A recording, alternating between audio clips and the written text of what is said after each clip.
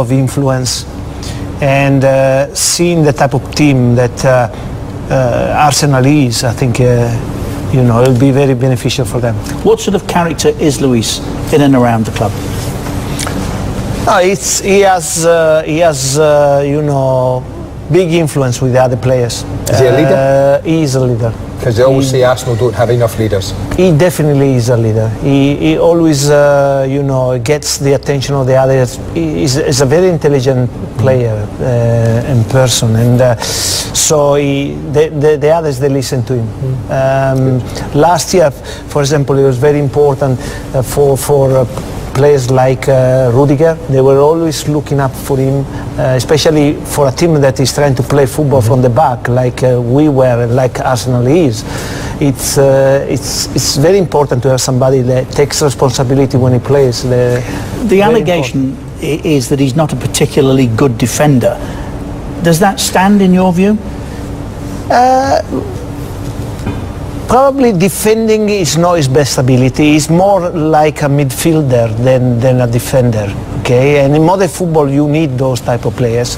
But when he's focused, and he can be very focused, he's not bad defending as well. I wouldn't say, with all the due respect, is his best quality, but he can defend well as well. They talk these days about defenders needing to break lines. Manchester United have just spent 85 million on Harry Maguire because that is one of his assets. But Luis does that too, doesn't he? No, definitely. I don't think there is any bad opposition. But like today, if they get away and not concede, when they have the chance themselves, the conversion rate is unbelievable. Is it a night when the coach has seen what he expected at the top end of the pitch, but will be furious about what happened at the other end of the pitch? I said at half-time, I think the clock would be saying to this place, listen, they've created far too many openings in the first half for me at Anfield. I think he would say that. And although Liverpool were clinical in the first half, when they got a chance, they took it. I think they had 4 or 5 shots in goal and were 4-0 up. That's how clinical they were. But I said at half-time, they created opportunities, Norwich, in the first half, that had they taken 1 or 2, it wouldn't have been an unjust score for me if they'd gone in 4-2 down, Richard. It really wouldn't. That might sound stupid, but I do think that once Liverpool scored the opening goal, they were playing within themselves. I think they had other gears to go to if they needed. And also, you have to remember right now, Liverpool have had the Community Shield last week. They've got the Super League coming up in midweek. They've got these games to fit in as well. So if they took the foot off the gas second half, I can understand. No, I'm not suggesting for a minute that the game was ever in doubt, but coaches these days are looking for very near perfection, yes, aren't they? Yeah. And their Achilles heel is conceding goals. Day one, they've kind of done it again in a match really that they shouldn't have done. Would that be fair? No, I think it would be fair. I believe that the players, Liverpool players, when they play a game like this, their defensive attention won't be 100%. Agreed. There will be more focus on scoring goals. It's normal because they know that they have the ability to win this type of game. So I'm sure that when they play more competitive teams, their focus on the defensive side of it is going to be much higher than this. Do you know, that's a terrific goal. That's a terrific goal. The pass, the movement, everything about it, the finish was for me was Premier League quality. That's how good a goal that was, and that's against the team. We talk about Liverpool defensively. Okay, they were the best defence in the league last year. 22 goals they conceded. No one had a better defence than Liverpool's.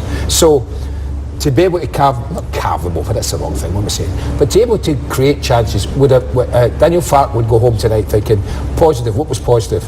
We against one of the best teams in world football and on their own ground have created 6 or 7 really decent chances tonight. That's a positive. What I love about that also, I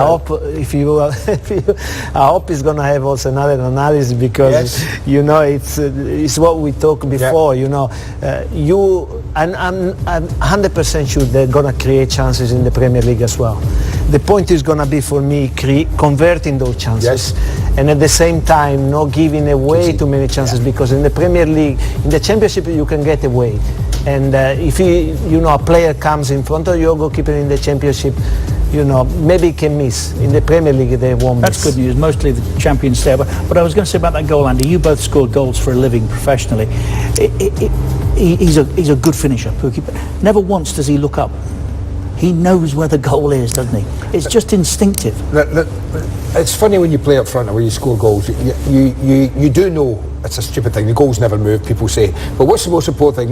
When he moves the way he did, even though he's on the move, he's still aware of where exactly he's aiming and where exactly the goal is. He doesn't lose where he is. He doesn't sort of lose, oh, I wonder where it is. He doesn't have to look. You never have to look. If you've got a position, he's probably had a look just before he made his run and did that. I mean, these are some of the goals from last season that the kid scores, 29 league goals.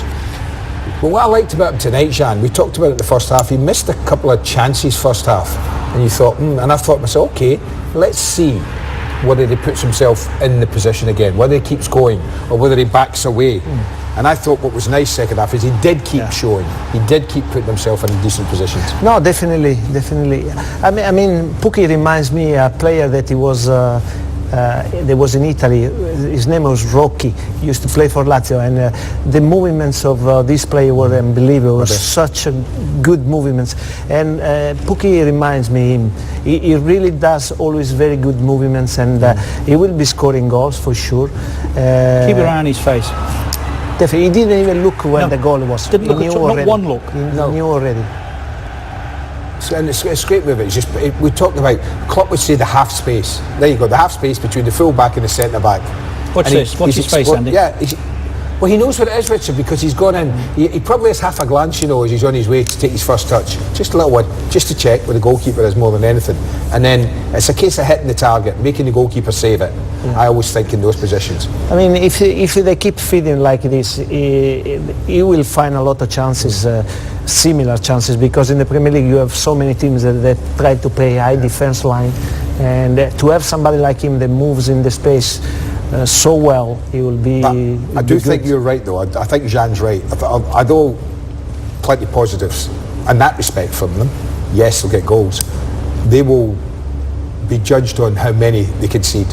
It's no use getting beat 4-1, 3-2, 4-3, 5-2, 2-1. Getting goals, but conceding too many. So they'll have to shore up their defence a little bit, I think. They'll have to be more difficult to play against. And then try and it's difficult to balance it. It's difficult to balance it. It's not easy. You don't want to take away too much from them attacking wise, and then you lose that because you've shored up the defence, but you don't want to leave yourself too open where you're going to go to these grounds and get beat like that. But I think their destiny is not Liverpool away. They will have to consider this. It's exactly what you said. It's about balance, because as I said before, in the Championship you can afford to be a little bit more balanced. Towards the end of towards the offensive side, because you know that with your quality you're gonna score more goals. But in the Premier League, it's gonna be so different. So in the end of the day, they will have to find a solution, because otherwise it's going to be difficult. Incidentally, again, Alisson will have scans tomorrow, but what we're hearing from Matt Critchley, who was pitchside tonight, is that he's got a calf injury and could very well be out for 3 to 4 weeks. Yeah, he just slipped as he was taking a goal kick and he just lost it, and that would maybe just pulled a few fibres in his calf. It didn't look serious. I would think, I don't know how they grade it. Grade A, the lowest form. There you go. That's a silly way to get injured. I know. Watch it, there you go, just slips a bit and the calf just popped a little bit. So as long as it's not popped and he's just torn a few fibres, it shouldn't be too long. It's very technical, Andrew, very good. Listen, I spent a lot of time in the treatment table. I wasn't as good as him at avoiding tackles. No, he also didn't put himself in the various different places that you did. Yeah, he had more brains than I did. Exactly.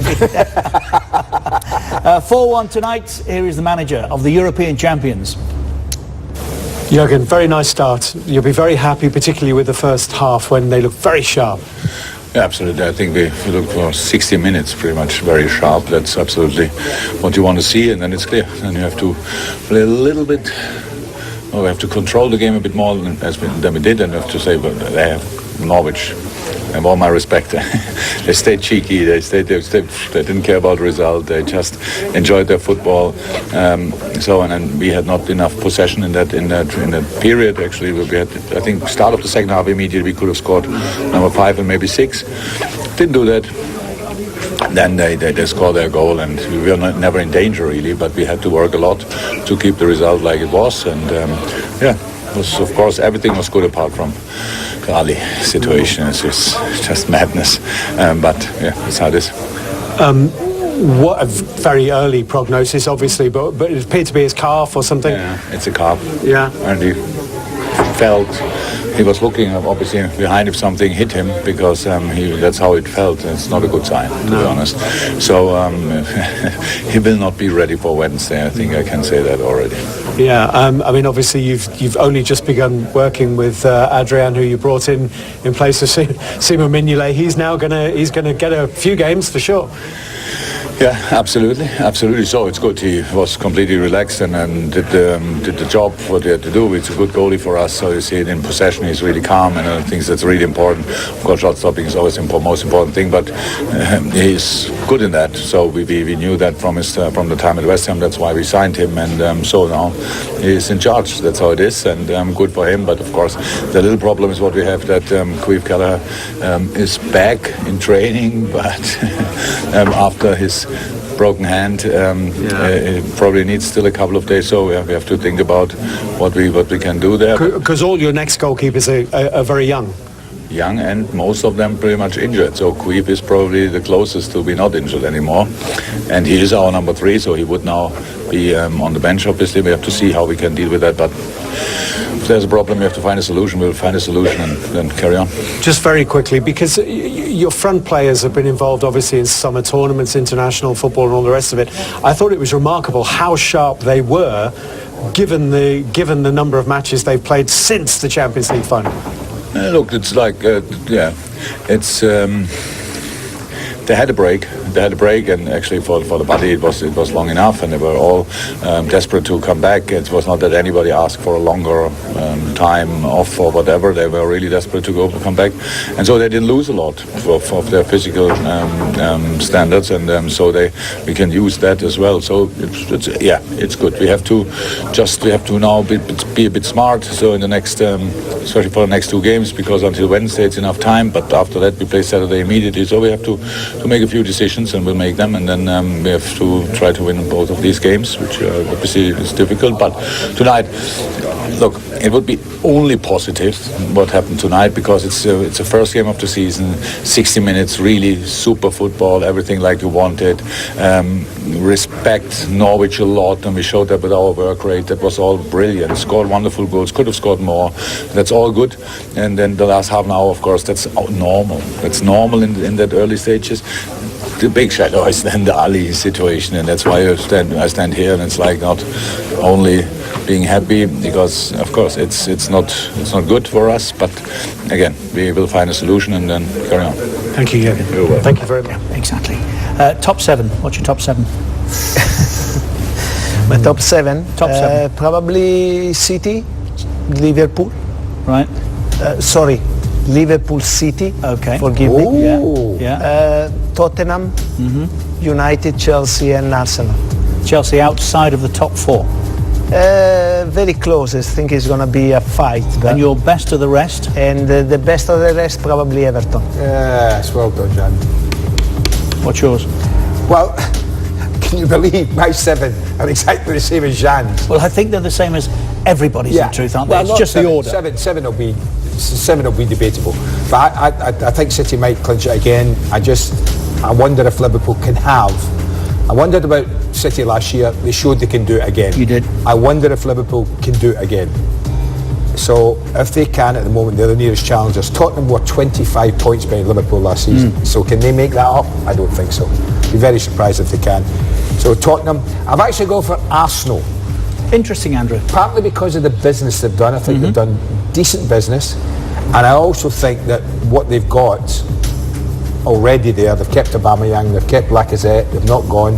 I think that's important for them. And I think the reason I've gone for them is that United for me are still unsettled. Not quite sure what they're going to be, Richard. I'm really not. And I think Chelsea with a young coach and a young coaching staff, and losing the best player, have got it all on. And I obviously think Everton, with the money they've spent, I'll be very disappointed if Everton aren't pushing them. Do you want to see mine? I think they might be 6 the same and 1 different. Right, cool. They will win the title this year. Oh. Because City, I'm certain, will have other ambitions, despite what Guardiola says. Tottenham, like you, can't see them making up the gap. I don't think there's a better team hunting for that's got a goals in them like Arsenal have. And with Tierney and Luis, I think Chelsea, like you, United, no better than they were, and they've lost Lukaku. And I think the best of the rest.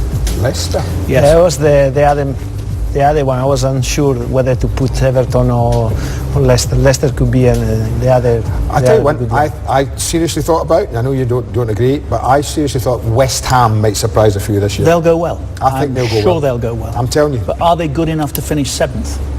By the way, Why has no one chosen Wolves? Yeah, I know. I tell you what I think with Wolves, and I loved the season they had last year, but it's the first one back, right? They played a very distinct way, right? Now they've been here a year. Everybody knows how they play. Everybody knows how good the players are. Everybody knows the strengths and weaknesses of the players individually, team as a unit. And I think it's going to be more difficult for Wolves to have the same sort of season that they had. I'm not saying they can't finish 7th. I just think it'll be difficult for them because I think the likes of West Ham, the likes of Leicester, the likes of Everton have got better. How much of a distraction does Europe become? What do you think, John? Distraction, Europe? It is, you have to pay how do you say, a toll every time you play in Europe. We noticed last year many times we had to play Thursday night and then you had to play Sunday morning. So it was a big difference. So Why? you will Why have. is it? You will, Because how different is it to Wednesday, Saturday, Saturday. Thursday, Sunday? because sometimes you play, as I said, the Wednesday night and you come back on Thursday you play on Thursday night and you come back at 3 or 4 o'clock in the morning and you fly for 5 hours like it happened to us. And then you have to play the game on Sunday morning at 12 o'clock. And it's a big, you pay for it. For us it was very costly. If you notice our results, like here, every time we played, in the European League, and then we play on the Sunday, especially in the morning, we always either drew or lost the game. Struggled to Everton, West Ham, and other games. It's fascinating that, isn't it? Yeah, it is. See, Wolves have not got the biggest squad either, biggest group of players, so it'll be interesting to see how they go. And Burnley made the mistake of getting involved last year and were heading down until they got themselves out.